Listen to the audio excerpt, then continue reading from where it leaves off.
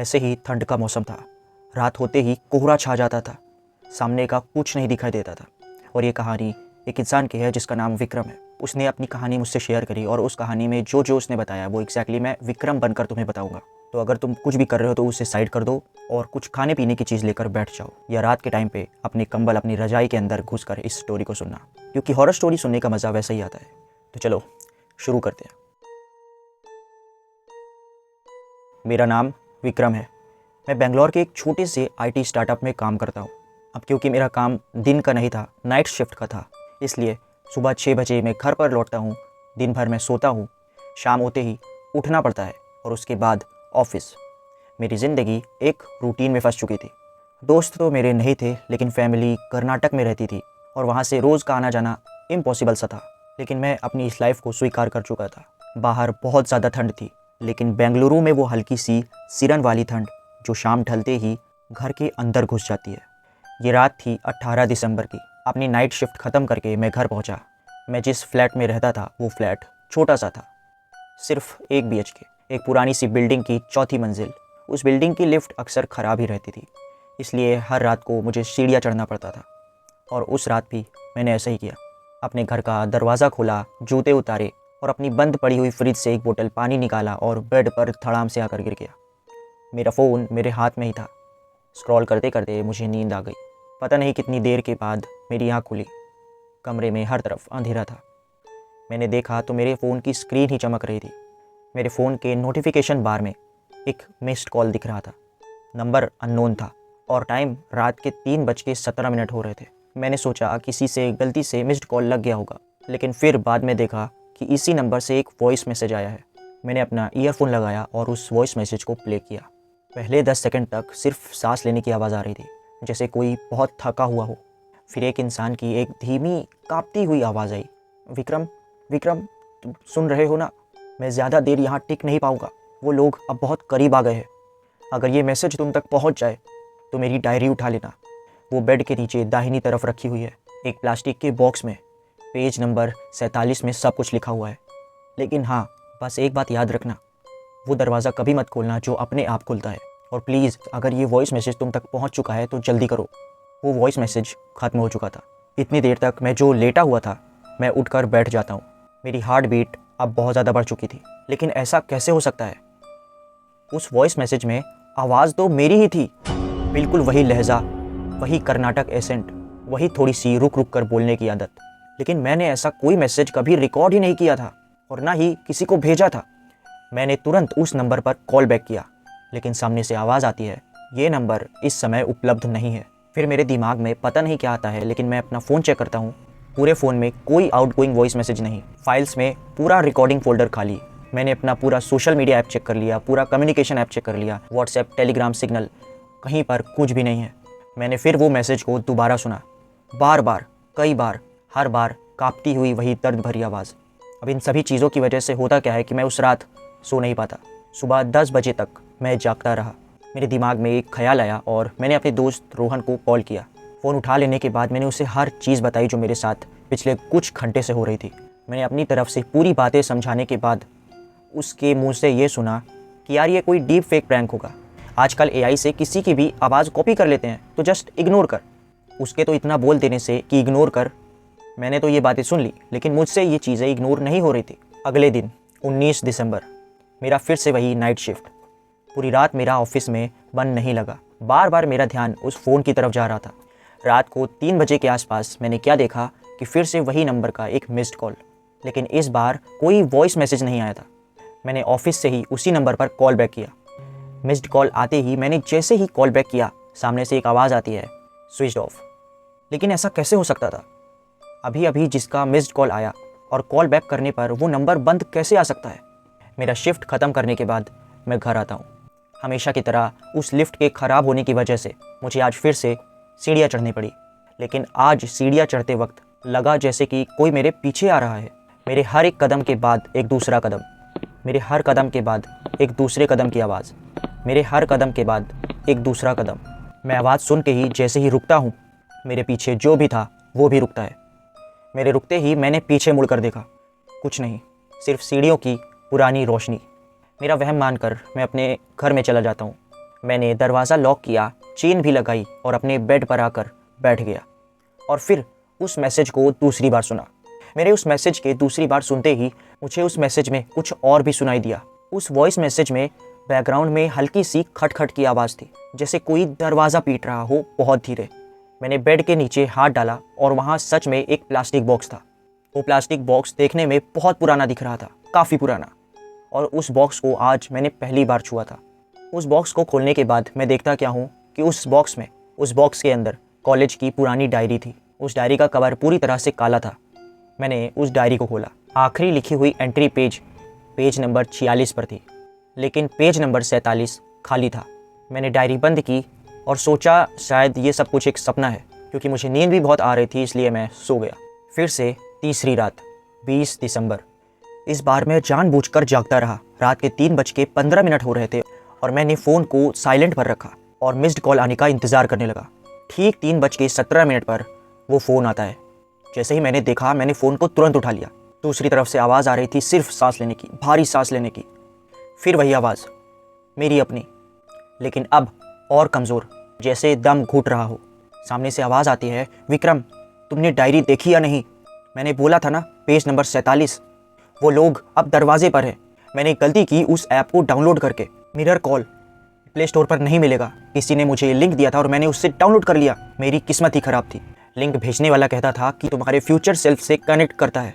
उस ऐप पर एक मैसेज आया था। उस मैसेज में कह रहा था कि जल्दी कुछ बुरा होने वाला है। मैं उस मैसेज को पढ़ते ही डर गया, लेकिन पता नहीं किस चीज़ की उत्सुकता थी। लेकिन आज सब कुछ समझ आ रहा है। वो मदद मांग रहा था और मुझे अपने अंदर खींच रहा था। विक्रम के इतना सुनते ही मानो उसके दिमाग से ये सारी चीज़ें समझ ही ना आ रही हो। ये क्या बोल गया सामने वाला इंसान? ये किस दुनिया की बातें हो रही है? ये क्या हो रहा है? उसे कुछ समझ नहीं आ रहा था। अचानक से फ़ोन की लाइन कट जाती है। विक्रम को अचानक से ये याद आता है कि उस कॉल में एक ऐप बताया गया था। मैंने फटाफट से गूगल किया और उस ऐप के बारे में कुछ नहीं मिला। मैंने हर जगह छान मारी, ना कोई प्ले स्टोर पर मिला, ना कोई APK फाइल्स, और ना ही इसके बारे में कोई रेडिट पर थ्रेड। मानो जैसे वो ऐप कभी था ही नहीं। मैंने जल्दबाजी में वो डायरी दोबारा निकाली और अब की बार उस पेज नंबर 47 पे कुछ लिखा हुआ था। मैं ये देखकर दंग रह गया कि मेरी ही हैंड राइटिंग में उस डायरी के पेज नंबर पर एक डेट लिखी हुई है और उस डायरी में जो लिखा था, विक्रम उसे पढ़ने लगा। आज मैंने मिरर कॉल डाउनलोड किया। लिंक एक अननोन नंबर से आया था। वो कहता है कि ये फ्यूचर से बात करने का रास्ता है। पहला मैसेज आया मेरी ही आवाज़ में। वो कह रहा था कि जल्दी ही कुछ बुरा होगा। आवाज़ सुनकर बिल्कुल ऐसा लग रहा था कि वो मदद मांग रहा है। उस डायरी में सिर्फ इतना ही लिखा था और इतना पढ़ते ही विक्रम के हाथ से वो डायरी छूट जाती है। विक्रम ने डायरी गिरा दी। विक्रम ने झट से अपने कैलेंडर की तरफ देखा। आज तारीख 20 दिसंबर, मतलब उस डायरी में वो एंट्री मैंने अभी तक लिखी ही नहीं। मतलब वो एंट्री जो उसने अभी अभी पढ़ा, वो एंट्री अभी तक लिखी ही नहीं। डेट के हिसाब से देखा जाए तो वो 3 हफ्ते बाद लिखने का था। डेट के हिसाब से देखा जाए तो वो 3 हफ्ते के बाद लिखने का था। मैंने झट से अपना फ़ोन उठाया और फ़ोन में एक नोटिफिकेशन चमक रहा था और उस नोटिफिकेशन को देखते ही मेरी हालत और ज़्यादा ख़राब हो गई। उस नोटिफिकेशन में लिखा था mirror call successfully installed, tap to open. मैंने कभी डाउनलोड नहीं किया था और ना ही किसी भी तरह का लिंक आया था। मैंने उस ऐप को ओपन करने के बजाय मैंने फ़ोन को ऑफ करने की कोशिश की, लेकिन पता नहीं क्या हो रहा था कि मेरा पावर बटन काम ही नहीं कर रहा था। स्क्रीन लॉक ही नहीं हो रही थी और सिर्फ वो नोटिफिकेशन चमक रहा था। अचानक मुझे क्या महसूस होता है कि कमरे में अचानक से ठंडक बढ़ गई। सामने की बालकनी का दरवाज़ा बंद था, लेकिन ना जाने कैसे पर्दे हिलने लगे थे। वो पर्दे धीरे धीरे हिल रहे थे, मानो जैसे कोई सांस ले रहा हो। मेरे साइड में ही एक अलमारी थी। मैंने उस अलमारी में अपना फ़ोन रखना चाहा, तो जैसे ही मैं अलमारी खोलता हूँ तो उस अलमारी के पीछे वाली दीवार पर कुछ लिखा हुआ था, हल्का सा, मानो जैसे नाखून से खरोचा गया हो, और वहाँ लिखा था मदद करो, मैं यहीं हूँ। अब रात के 3:16 हो रहे थे। मैं अब वहीं इंतज़ार कर रहा हूँ कि 3:17 पर क्या होगा। अलमारी तो मैंने खोल दी थी, लेकिन फ़ोन अभी भी मेरे हाथ में ही था। मैं क्या देखता हूँ कि मेरे फ़ोन में ऐप की आइकन धीरे धीरे चमक रही थी। मतलब वो ऐप फ्लैश कर रहा था। कुछ टाइम के बाद मुझे ऐसा महसूस हुआ कि कोई मेरे कंधे पर हाथ रख रहा है, लेकिन मैं उसी समय इतना ज़्यादा डर चुका था कि मैं मुड़ने से डर रहा हूँ। जैसे ही किसी ने मेरे कंधे पर हाथ रखा, मुझे महसूस हुआ कि वो हाथ बहुत ज़्यादा ठंडा था, मानो किसी ने बर्फ़ की सिल्ली रख दी हो। मैंने धीरे से मुड़ कर देखा। पीछे कुछ नहीं था, सिर्फ खाली कमरा, हिलते हुए पर्दे और फ़ोन की उस ऐप का फ्लैश। लेकिन मेरे कंधों पर हाथ अभी भी था। अब वो हाथ धीरे धीरे मेरे गले की तरफ बढ़ रहा था। मेरा सांस लेना मुश्किल हो रहा था। मैंने फ़ोन की तरफ देखा। स्क्रीन पर मिरर कॉल ऐप खुल चुका था। इंटरफेस बिल्कुल सादा था, सिर्फ एक बड़ा मिरर जैसा सर्कल और उस सर्कल के बीच में मेरा चेहरा। लेकिन वो मैं नहीं था।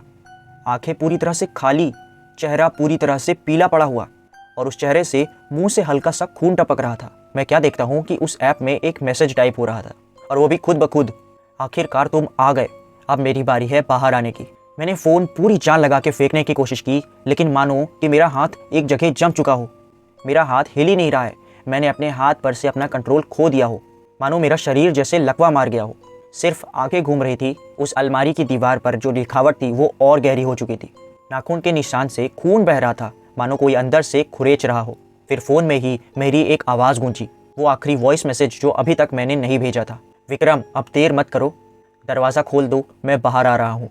बालकनी का दरवाज़ा जो अब तक बंद था वो अब खुद ब खुद खुल गया।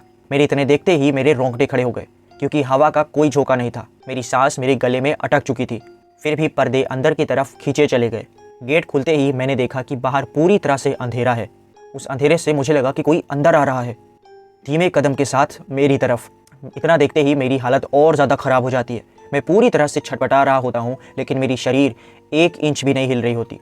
मैंने किसी तरह हिम्मत करके आखिरी ताकत से उस डायरी को उठाई। उस पेज नंबर 47 पर अब एक नई लाइन लिख चुकी थी, लेकिन अब मेरी हैंडराइटिंग नहीं थी, किसी और की थी। ऊपर की तरफ डेट लिखा हुआ था 12 जनवरी। उसने दरवाज़ा खोल दिया है और मैं यहाँ फंस चुका हूँ। अगर तुम ये पढ़ रहे हो तो भागो, ऐप डिलीट मत करना, वो तुम्हें ढूंढ लेगा। मैंने फ़ोन की स्क्रीन पर टैप किया आखिरी बार। सर्कल में मेरा चेहरा मुस्कुराया, लेकिन वो मुस्कान मेरी नहीं थी। फिर सब अंधेरा हो गया। आसपास कुछ नहीं दिखाई दे रहा है, यहाँ तक कि फ़ोन भी पूरी तरह से बंद हो चुका है। और अब उस डायरी में जो लिखा है वो मैं तुम्हें पढ़कर सुनाता हूँ। आज तारीख 12 जनवरी। मेरा नाम विक्रम है। मैं बेंगलुरु में अकेला रहता हूँ, नाइट शिफ्ट करता हूँ। कल रात मैंने एक ऐप डाउनलोड किया था, mirror call. Link unknown number से आया था। पहला मैसेज आया मेरी ही आवाज़ में। कोई पुराना विक्रम मदद मांग रहा था। अब मैं इंतज़ार कर रहा हूँ रात के 3:17 होने का। मुझे एक नया मैसेज भेजना है, किसी और विक्रम को, जो अभी दिसंबर में है। शायद इस बार वो दरवाज़ा ना खोले, शायद इस बार लूप टूट जाए।